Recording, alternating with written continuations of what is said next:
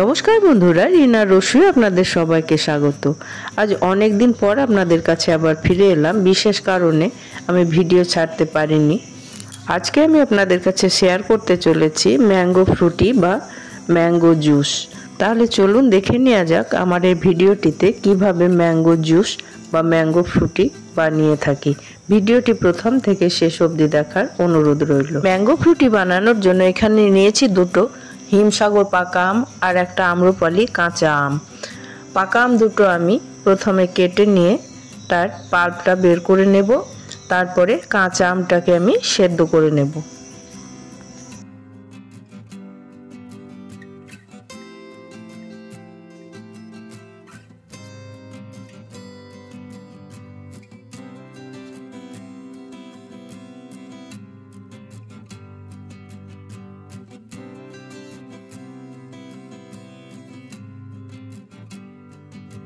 দুটো আমি দুই পাশ ও আঁটি কেটে নিয়েছি।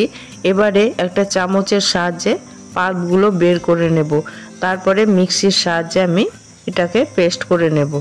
তাহলে একদম স্মুথ পেস্ট তৈরি হবে।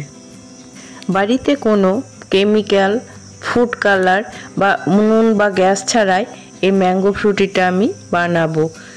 বাড়িতে বা বাজারে এখনও প্রচুর পাকা ও কাঁচা আম পাওয়া যায়, তাই বাজার থেকে কিনে এনে বাড়িতে এইভাবে ম্যাঙ্গো ফ্রুটি বানিয়ে দেখবেন। কেনা ম্যাঙ্গো ফ্রুটির চেয়ে কোনো অংশে কম নয়, বরং আরও বেশি স্বাস্থ্যকর, আরও বেশি সুস্বাদু। এত সহজে এবং এত কম সময়ে বাড়িতে এত সুন্দর ম্যাঙ্গো ফ্রুটি না বানালে বুঝতে পারবেন না। ভীষণই স্বাস্থ্যকর এবং খেতেও ভীষণ সুস্বাদু। এবার আমি কাঁচা আমটাকে সেদ্ধ করে নিচ্ছি। সেদ্ধ করে ঠান্ডা করার পর এর পাল্পটা আমি বের করে নেব। দেখুন আমটা সেদ্ধ হয়ে গেছে এবং অনেকটা ঠান্ডাও হয়ে গেছে। এবারে আমটাকে বের করে নিয়ে আর একটু ঠান্ডা করে নিয়ে তারপরে আমি আমের পাল্পটা বের করে নেব।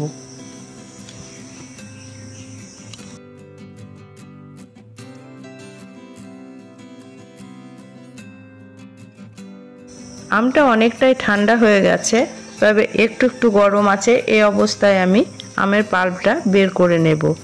ফ্রুটির মধ্যে কাঁচা আম দেওয়ার কারণ ফ্রুটিতে যে একটা টকটক ভাব থাকে, কেনা ফ্রুটিতে কী দেয় জানি না, তবে বাড়িতে তৈরি ফ্রুটিতে এই কাঁচা আমটা দিলে ফ্রুটির টেস্ট আরও বেড়ে যায়।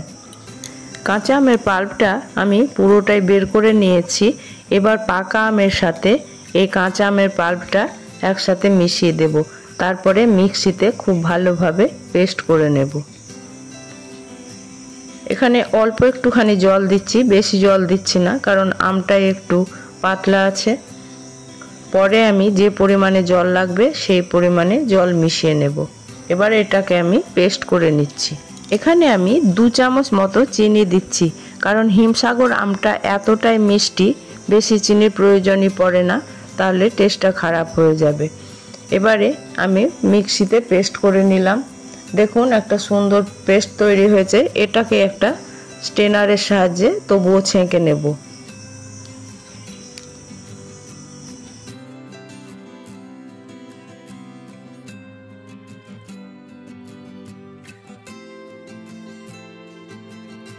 পেস্টটা খুব সুন্দরভাবে তৈরি করা হয়েছে, এর মধ্যে কোনো শাঁস বা কিছু নেই। এবারে আমি মিক্সির মধ্যে যে পাল্পটা আছে সেটার মধ্যে খানিকটা জল নিয়ে এর মধ্যে ঢেলে দেব।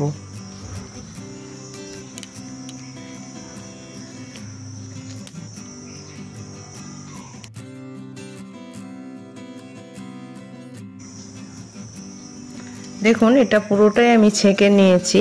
এবারে এই আমের পাল্পটার মধ্যে কিছুটা জল মেশাতে হবে। ফ্রুটি অবশ্য খুব পাতলা হয় না, খুব ঘনও হয় না। দেখুন এখানে একটু ঘন আছে। এবারে এর মধ্যে আমি একটু জল মিশিয়ে দেব।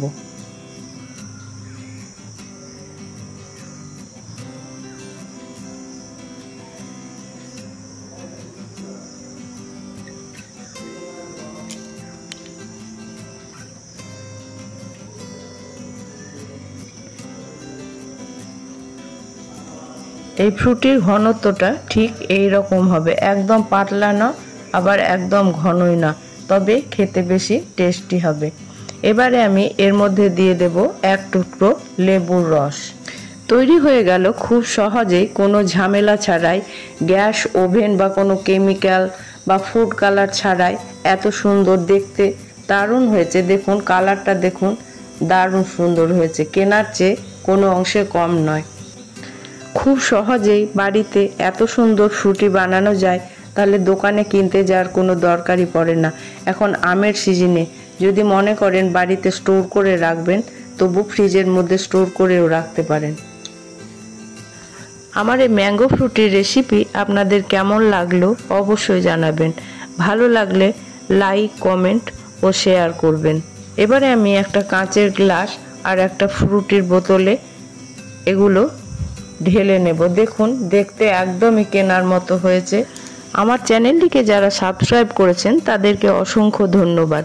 আর আমার চ্যানেলে যারা নতুন তাদের কাছে অনুরোধ, আমার এই ছোট্ট চ্যানেলটিকে সাবস্ক্রাইব করে আমার পাশে থাকার চেষ্টা করবেন।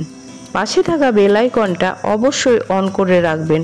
আমি যেসব নিত্য নতুন ভিডিও আপলোড করব তার নোটিফিকেশন সবার আগে পাওয়ার জন্য। আজ তাহলে এখানেই শেষ করছি। আবার আপনাদের সামনে হাজির হব নিত্য নতুন রেসিপি নিয়ে। আপনারা ভালো থাকবেন, সুস্থ থাকবেন, আমার পাশে থাকবেন। ধন্যবাদ।